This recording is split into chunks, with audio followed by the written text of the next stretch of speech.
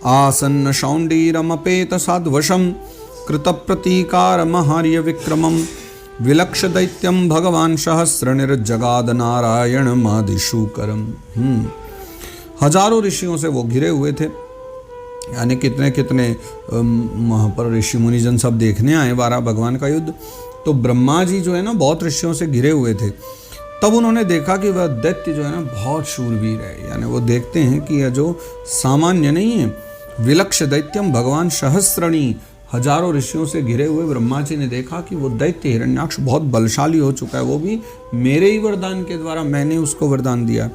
उसमें भय का नाम ही नहीं। भैया युद्ध में भय भी हो तो पराजय कर सकते हैं किसी की, पर उसमें भय का नामो निशान नहीं। वो तो भगवान से लड़ने में लगा हुआ है और वह मुकाबला करने में समर्थ भी है। ये बात भी बिल्कुल सही है, क्योंकि उसके पास बल इतना हो गया ब्रह्मा जी की कृपा से।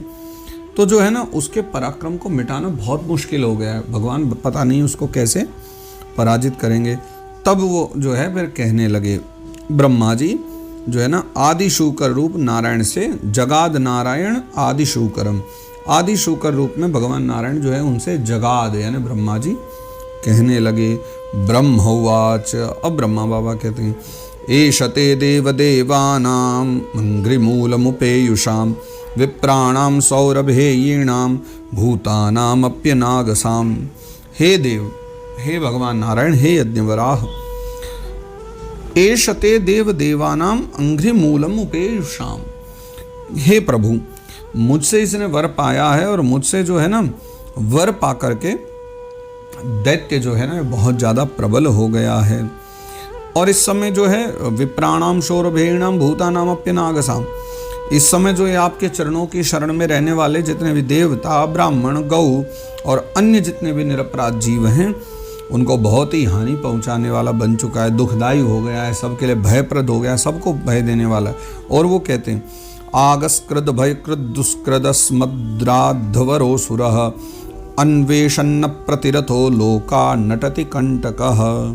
है ना, यानी इसका बराबर कोई योद्धा ही नहीं है, हर जगह तो ये दुख पहुंचा रहा है। आगस्कृद भय कृद दुष्कृद अस्मद्राध्वरो सुरः, यानी इसने गौ को, ब्राह्मणों को, देवताओं को, किसको दुख नहीं दिया, सबके लिए भयप्रद हो रहा है। इसके बराबर का कोई योद्धा भी संसार में नहीं मेरे वर के कारण। इसलिए जो है ना महाकंटक जो है ये बहुत बड़ा कांटा है, जो है अपना मुकाबला करने वाले वीर की खोज में हर जगह घूम रहा था। और नारद जी ने आपका जो है पता बता ही दिया और वरुण जी ने आपसे युद्ध करने के लिए कहा, तो ये यहाँ चले आया। मयिनं मायाविनं द्रप्तं निरंकुशम सत्तमं आक्रीड बालवद्देव यथा शी विषमुत्थितम। ये जो दुष्ट है ना, मैनम मायाविनम द्रप्तम, ये बहुत मायावी है, इसके पास भी माया है। फिर द्रप्तम निरंकुशम, ये बिल्कुल निरंकुश है, किसी के वश में नहीं है। द्रप्तम घमंडी बहुत है। आक्रीड बालवद्देव यथा शी विषमुत्थितम, देखो जैसे बच्चा जो है ना फिर क्रुद्ध हुए सांप से खेलता है, वैसे ही आप इससे खिलवाड़ न करें। यानी बालक जो होता है छोटा सा, उसको थोड़ी पता है सर्प आदि क्या है, वो तो सर्प से खिलवाड़ भी कर लेता है। तो जो है ना इस जो है आप इसके साथ ऐसे लीला न करें, आप जो है ना इससे खिलवाड़ न करें।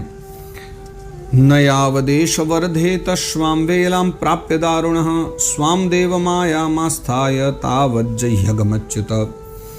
देवता, हे देव, हे अच्युत भगवान, हे नारायण भगवान, जब तक ये दारुण दैत्य है ना अपनी बल वृद्धि की वेला को पाकर के प्रबल हो, उससे पहले पहले ही आप अपनी योग माया को स्वीकार करके इस पापी को मार डालिए। यानी ब्रह्मा जी प्रार्थना करने आए हैं कि बल वृद्धि की वेला को न पा जाए। स्वाम वेलाम प्राप्य दारुणः न यावदेश वर्धेत। ब्रह्मा जी कह रही हैं ये राक्षस है, इसको एक समय मिलता है, उस समय में अपनी वेला पा करके, समय पा करके बहुत बलशाली हो जाएगा, तब नहीं मारा जाएगा। इसलिए स्वाम देव माया मास्ता है, आप अपनी माया को फैलाइए और तावत जह्यगमच्युत, जल्दी से इस पापी को मार दीजिए, इसको मारने में बिल्कुल की देरी मत कीजिए। एषा घोरतमा संध्या लोकच्छम्बटकरी प्रभो उपसर्पति सर्वात्मन सुराणाम जयमावह। हाँ, कौन से वेला की बात कर रहे थे उन्होंने पिछले श्लोक में कहा ना, स्वाम वेलाम प्राप्य दारुणा, अपना समय पा करके तो ये बहुत वीर हो जाएगा। पर वो समय कौन सा है? अब ब्रह्मा जी श्लोक में कह रहे हैं ऐशा घोरतमा संध्या। ब्रह्मा जी कह रहे हैं प्रभु देखो, लोकों का जो संहार करने वाली है, सारे संसार को जो मिटा सकती है, संध्या की भयंकर वेला जो है आना ही चाहती है। यानी दिन समाप्त होने वाला है, अब रात्रि आएगी, तो रात्रि से पहले संध्या आएगी। तो संध्या का समय जो है वो राक्षसी समय है, और संध्या काल में तो जो इसका जन्म भी तो संध्या काल में हुआ है।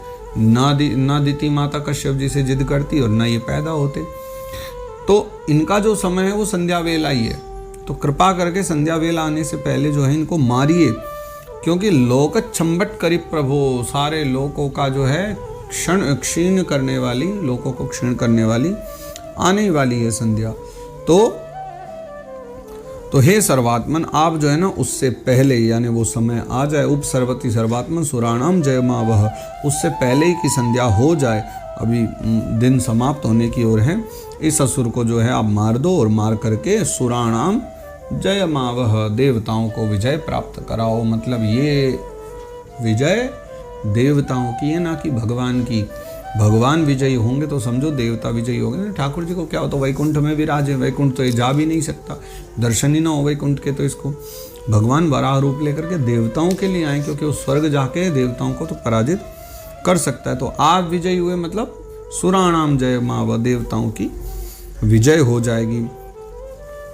फिर और ब्रह्मा जी कहते हैं अधुनई शोभिजन्नाम योगो मुहूर्तिको यगात शिवाय नस्त्वं सुरदा माशु निस्तर दुस्तरम। इस समय जो है ना अधुनैशोभिजिन्नाम, अभिजिन्नाम यानी अभिजित नाम का जो है एक योगो मुहूर्तिको यगात, एक मुहूर्त भी आ गया है ना। अभिजित नाम का जो मंगलमय मुहूर्त है उसका भी योग बन चुका है। तो शिवाय नस्तम सुरदा माशु निस्तर दुस्तरम, हम जो आपके जो सुरद हैं हम सब, तो अपने सुरद हम लोगों के लिए यानी हमारे कल्याण के लिए, शिवाय यानी कल्याण के लिए जो है शीघ्र ही ये दुर्जय जो दैत्य है इससे निपट लीजिए, खत्म कर लीजिए समस्या, ये बहुत देर हो चुकी है। तो अब आपसे प्रार्थना है। और अंतिम श्लोक में वो प्रार्थना करते हैं दृष्ट्या त्वां विहितं मृत्युमयमासादितः स्वयं विक्रम्यैनं मृधे हत्वा लोकानाधेहि शर्मणि। तो प्रभु जो है इसकी जो मृत्यु है ना वो आप ही के हाथ लिखी हुई है। मृत्युमय आसादितः स्वयं, स्वयं आपके हाथों ये मरेगा। और हम लोगों के बड़े भाग्य हैं कि स्वयं ही अपने काल रूप आपके पास आप पहुंचाए, यानी इसको मरना आप ही के हाथों था और ये खुद ही भागा भागा आपके पास चले आया है। तो जो है अब आप युद्ध में विक्रम्यैनं मृधे हत्वा लोकानाधेहि शर्मणि, अब आप जो है ना युद्ध में बलपूर्वक इसे मारिए और मार करके लोकानाधेहि शर्मणि, सारे जितने लोक हैं उन सबको शांति प्रदान कीजिए।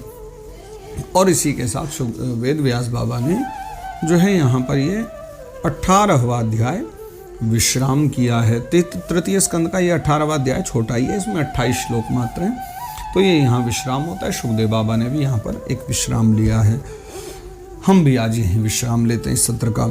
जय जय श्रीमद् भागवते महापुराणे पारमहंस्यां संहितायां तृतीय स्कंदे हिरण्याक्षवधेष्टादशोऽध्यायः। तो इस प्रकार श्रीमद् भागवत महापुराण में परमहंस संहिता में तृतीय स्कंद में हिरण्याक्षवध नाम से यह 18वां अध्याय गाया गया। वैसे ये हिरण्याक्षवध वाला अध्याय नहीं है, 19वां जो अध्याय है उसमें जा करके हम लोग जो है हिरण्याक्ष का वध दर्शन करेंगे। तो जो है अब 19वें अध्याय में हिरण्याक्ष वध होगा।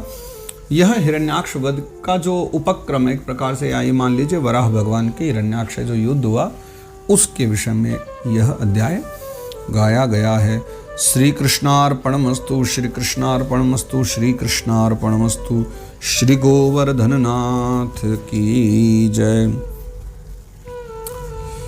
जय राधे राधे राधे गोविंद राधे, जय राधे राधे राधे गोविंद राधे, गोविंद राधे गोपाल राधे, गोविंद राधे गोपाल राधे।